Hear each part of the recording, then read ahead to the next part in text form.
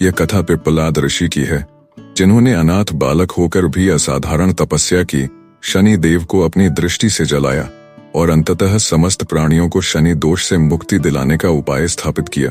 यही कारण है कि आज भी पीपल वृक्ष और शनि की पूजा का धार्मिक महत्व है। दैत्य वृत्रासुर ने जब त्रिलोकी में आतंक फैलाया, तब देवताओं के पास उसके वध का कोई उपाय न था। तब भगवान विष्णु ने कहा कि केवल महर्षि दधीचि की अस्थियों से बने वज्र से ही वृत्रासुर का वध संभव है। देवताओं ने दधीचि से निवेदन किया। दधीचि जानते थे कि यह उनके जीवन का अंतिम क्षण होगा, परंतु धर्म और लोक कल्याण के लिए वे तुरंत तैयार हो गए। उन्होंने तपबल से अपना शरीर त्यागा और उनकी अस्थियों से वज्र का निर्माण हुआ। इंद्र ने उसी वज्र से वृत्रासुर का वध किया और देवताओं की रक्षा हुई। जब दधीचि ने शरीर त्यागा, तब उनकी धर्म पत्नी गहन वेदना से व्याकुल हो उठी। वे अपने पति के वियोग को सहन न कर सकीं। दधीचि की पत्नी जानती थीं कि उनका जीवन अब निरर्थक है। उन्होंने अपने 3 वर्ष के छोटे से पुत्र को पास ही स्थित एक विशाल पीपल वृक्ष के कोटर में सुरक्षित रख दिया और स्वयं चिता पर बैठकर सती हो गईं। उस क्षण 3 वर्ष का बालक संसार में पूर्णतः अनाथ हो गया। वह भूख प्यास से व्याकुल होकर रोता रहा, परंतु नियति को कुछ और ही स्वीकार्य था। उस वृक्ष के फल और पत्ते कोटर में गिरे हुए थे। बालक ने उन्हें ही खाना आरंभ किया। धीरे धीरे उसी पर उसका जीवन चलने लगा। वह बालक पीपल के पत्तों और फलों को खाकर बड़ा होने लगा।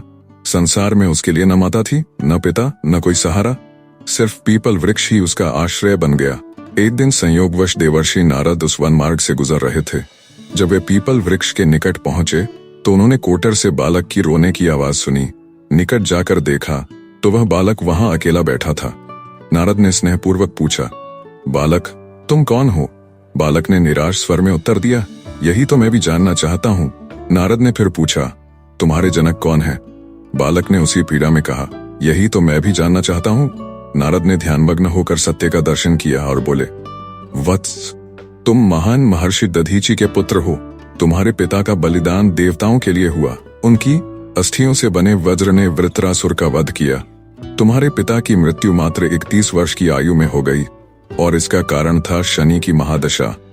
बालक ने आर्त स्वर में पूछा, मेरे पिता की अकाल मृत्यु का कारण शनि की महादशा थी, तो मेरे जीवन में यह विपत्ति क्यों आई? नारद ने उत्तर दिया, वत्स, तुम्हारे ऊपर भी शनिदेव की महादशा का प्रभाव है। नारद ने देखा कि यह बालक पीपल के पत्ते और फलों से जीवित है, अतः उन्होंने उसका नाम रखा पिप्पलाद। फिर उन्होंने उसे दीक्षा दी और मार्ग दिखाकर चले गए। नारद के वचनों ने बालक के हृदय में आक्रोश भर दिया। वह सोचने लगा, मेरे पिता जैसे महान ऋषि की मृत्यु का कारण शनि क्यों बने? मेरी माता क्यों सती हो गईं? मुझे अनाथ क्यों होना पड़ा? मैं इस अन्याय का प्रतिकार अवश्य करूंगा। पिप्पलाद ने नारद के बताए अनुसार ब्रह्मा जी की घोर तपस्या आरंभ की।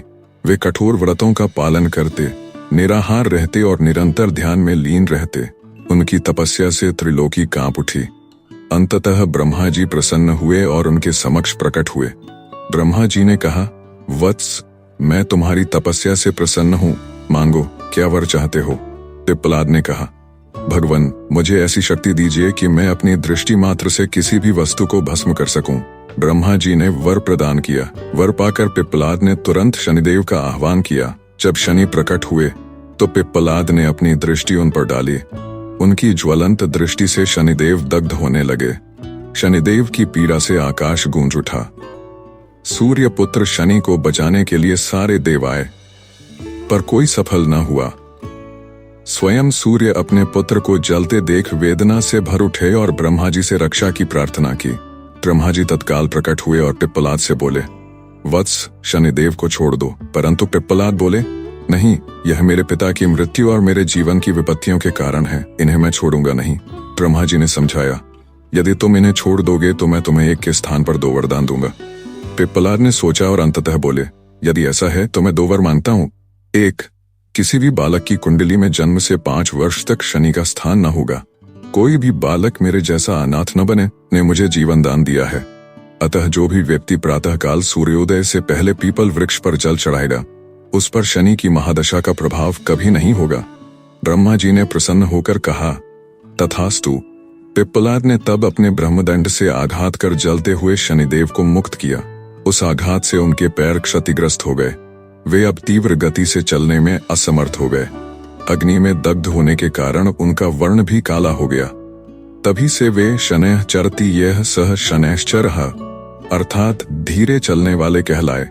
यही शनैश्चर नाम का उद्गम है। तब से यह परंपरा स्थापित हुई कि शनि की काली प्रतिमा की पूजा की जाती है।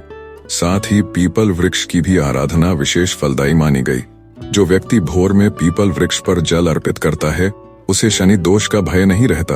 कालांतर में यही पिप्पलाद ऋषि हुए जिन्होंने प्रश्न उपनिषद की रचना की। उनके द्वारा दिए गए उपदेश आज भी ज्ञान का अद्वितीय स्रोत हैं। एक अनाथ बालक जिसने केवल पीपल के फलों और पत्तों पर जीवन यापन किया था, आगे चलकर वेदांत दर्शन के अमर मुनि बने। कहानी यहीं समाप्त होती है, लेकिन हमारी मुलाकात यहीं खत्म नहीं होती। अगली कहानी में आपको और भी अद्भुत प्रसंग मिलेगा। अगर ये कथा आपके दिल को छू गई हो तो चैनल को सब्सक्राइब करके जुड़े रहिए ताकि अगली बार हम फिर मिलें।